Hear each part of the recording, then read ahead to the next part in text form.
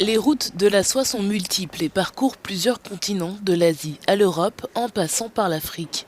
C'est justement l'interconnexion de ce qui est la première culture véritablement mondialisée qu'a voulu mettre en lumière le British Museum.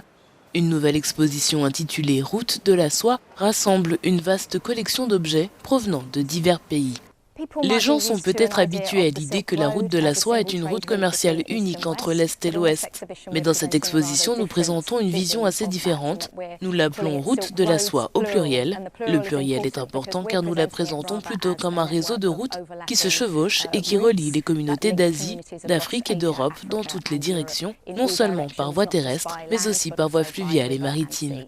Cette exposition examine l'influence des routes commerciales de la soie sur les cultures, la route de la soie étant l'une des artères commerciales les plus importantes du monde antique, reliant l'Asie orientale à l'Afrique et à l'Europe du Nord-Ouest.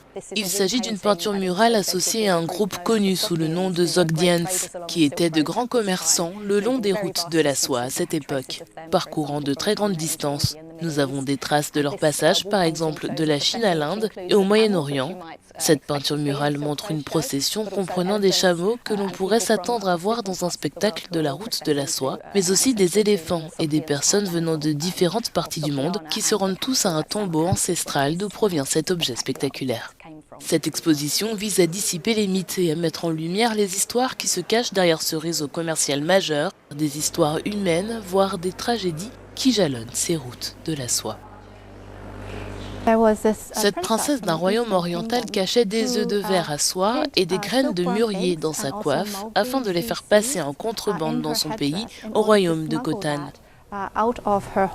Alors qu'elle était sur le point d'épouser le roi du Khotan, elle a voulu apporter tout cela dans sa nouvelle patrie. C'est une histoire très importante parce qu'elle nous rappelle qu'une femme pouvait aussi jouer un rôle dans l'histoire des routes de la soie. Le musée raconte cette histoire à l'aide d'objets provenant de sa propre collection et d'objets empruntés à 29 prêteurs internationaux.